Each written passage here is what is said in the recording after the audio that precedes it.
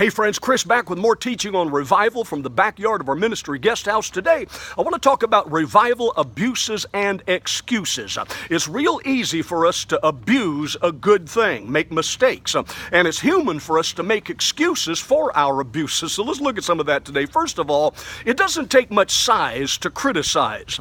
The revival critics are looking through the rearview mirror at how they would have done it had they been there. But listen, the pastor and evangelist of a revival is looking at it in live time, live speed. It's brand new territory. It's a divine suddenly, according to Acts chapter 2, verse 2, so they don't know what to do with it. Listen, Peter didn't try to interfere with the move of God. He just tried to explain it and said, this is that.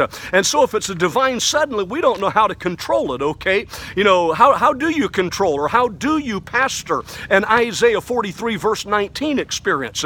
God said, behold, I do a new thing. Now it shall spring forth on the earth. F.B. Meyer, G. Campbell Morgan, people of great fame and name like that went out to the Welsh revival back in 1906 and tried to give, or 1905, and tried to give guidance to Evan Roberts. But when they got there and they saw the glory of God, they realized they were more of an impediment than a help.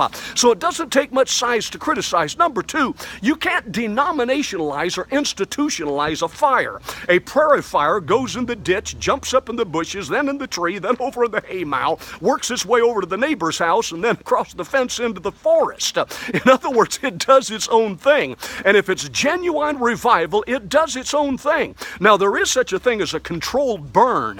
One time I was burning off the bank out the side of my house, and it looked like it was getting away from me, and the neighbor called the fire department. Well, when the fire marshal got there, he said, looks like a controlled burn. You've got it under control. But let me tell you something, friend. Nobody can control a divine move of God. That's God's business. Number three, the brightest light always draws the bugs. You can expect that there's going to be fakes, there's going to be flakes, there's going to be quacks, there's going to be kooks, there's going to be people that want to use God instead of let God use them. That comes with the territory. And the reason being that the demon bugs come because they want to stop the revival. That's why they're there. Number four, revival earns a bad name when we put emotion ahead of devotion. Now, there's always going to be emotion and emotionalism in revivals.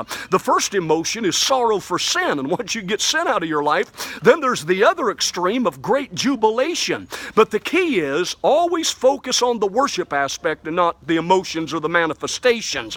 One guy said it's not commotion, it's not emotion, it's locomotion, and revival is the locomotive that is to send a move of God to the ends of the earth. Number five, all revivals are seasonal. They have a starting point and an ending point. The Great Awakening was only about 3 or 4 years. The Azusa Street revival, only a few years. In other words, Elisha poured the oil out, God poured the oil in, but there was a point where he put a cork on it and the oil ceased. Now that's tragic, but it's a fact. Why? Because we're to live in the spirit of revival, but not always the state of revival. Watch this. Somebody says, well, the doctor came to your house every single day for 2 weeks, and then he didn't come anymore. Well, why is that? Because the child is now healthy. He came so that he could bring a revival and nurse him back into health, but once health comes, then the doctor leaves. Does that make sense? Number six, beware of plastic and elastic when we're talking about being evangelistic. It's not evangelastic.